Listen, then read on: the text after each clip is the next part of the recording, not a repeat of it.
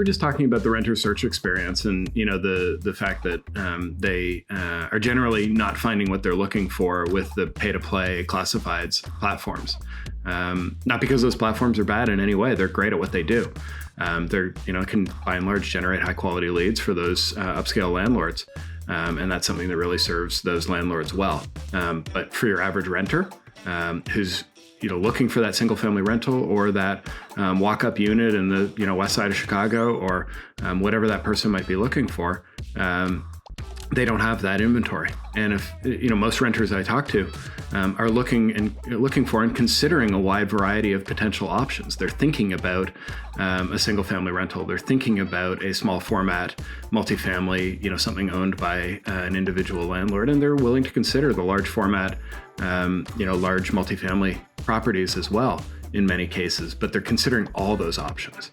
And the current dynamic doesn't allow them to consider all those options in one place and look at them side by side.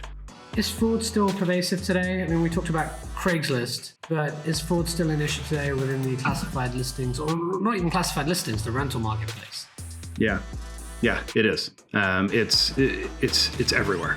And it's staggering. I think, the scary thing about it, and the thing that's really harming everybody in this ecosystem, is this professional class of fraudster that has been created by Craigslist ultimately, and now they're looking for other homes. I presume Craigslist is less productive for them than it was in the past because so many fewer people are using it these days. So they're looking to other platforms.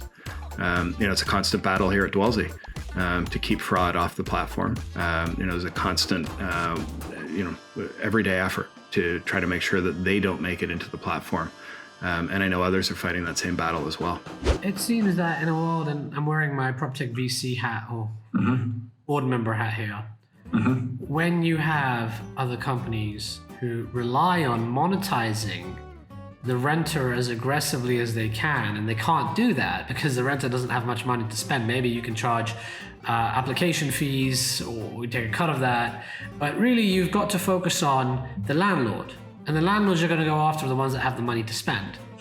And so the incentives are misaligned. Now the renter's needs are being ignored. And as a company, you have to focus on your core customer, which is your luxury class A, class B, or companies that are willing to spend money on their listing. And if you have 5 listings and you only have enough money to promote 2, you're going to go for the 2 best, especially if the price to list is the same. If you've got a $3,000 rental and a $2,000 rental, guess which one you're going to promote? And you're saying this is the problem. This is why companies are being run the way they are.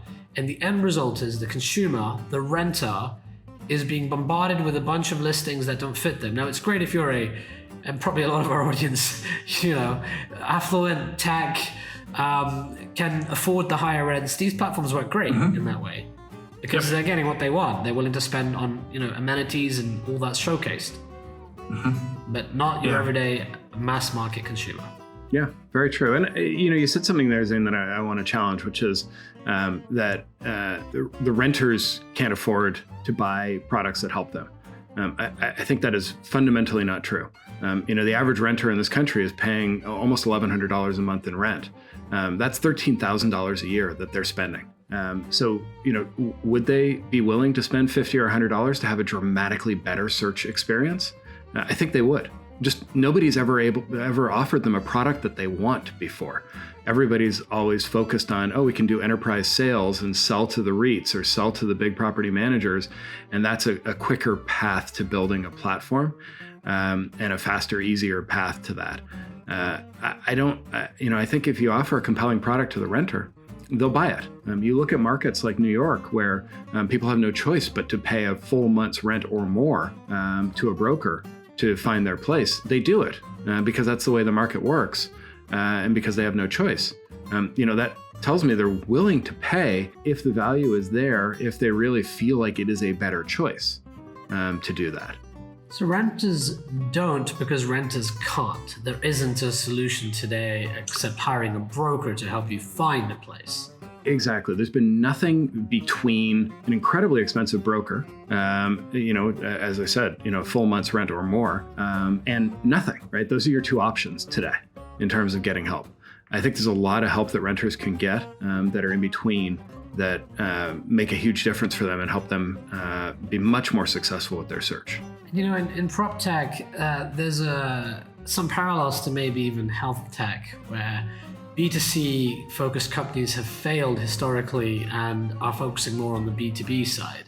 This trend was pretty big in the medical technology industry, where people pivoted and started to sell into the insurance companies and the health systems and the hospitals.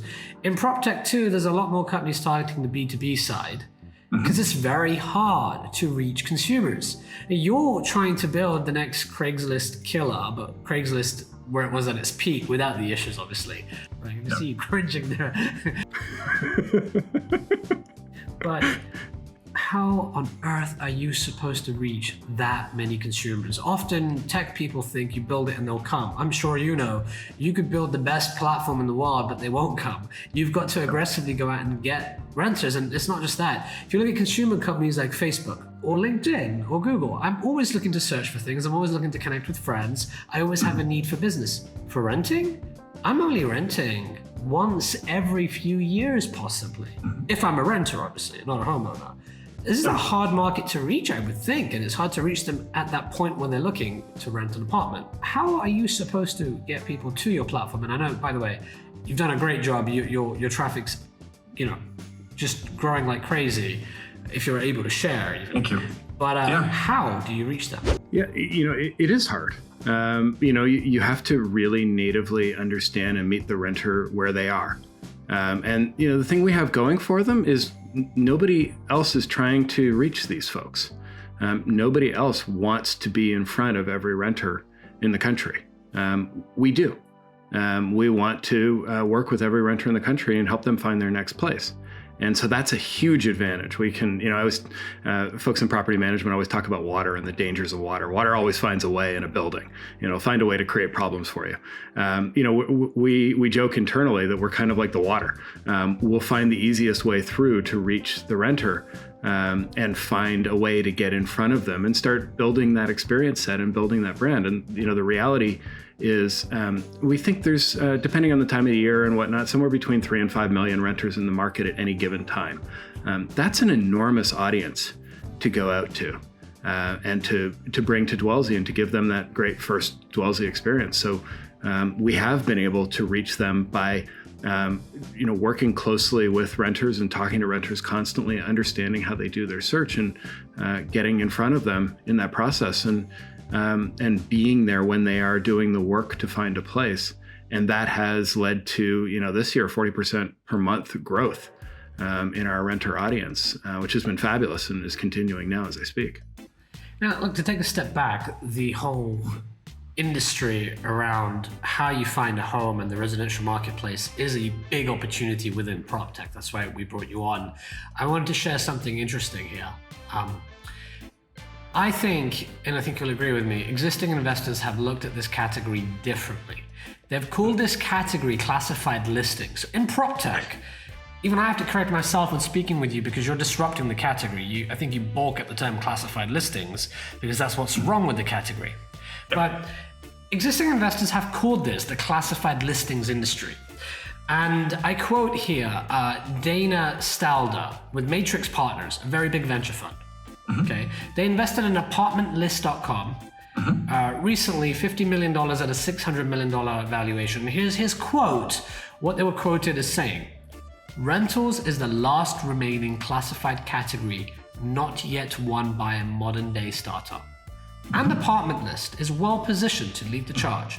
A strong and fast growing disruptor that's only been accelerated in the pandemic." Now, Apartment List, great company. They're focusing on the higher end vertical, and I think they can disrupt the classified listings market. But your argument here is stop calling it classified listings. By calling it classified listings, you are putting the business model ahead of the problem. And the problem here is the renter experience sucks. And by calling it classified listings, you're actually making the problem worse. This case study or example is here to firstly explain to our listeners there are a ton of opportunities in PropTech, and the way we look at opportunities itself perhaps might be the very problem with what's preventing us from seeing the core nature. If you bring the business model first without understanding the problem, you miscategorize an entire industry and you miss the big opportunity. Mm-hmm. Yep, I completely agree with you. You know, it's funny talking to folks. They often ask about our competitive set, and I've learned to answer that and talk about the legacy classifieds folks within that context, because that's where people are coming from. But the reality is, I don't see us as a challenger to the classifieds folks.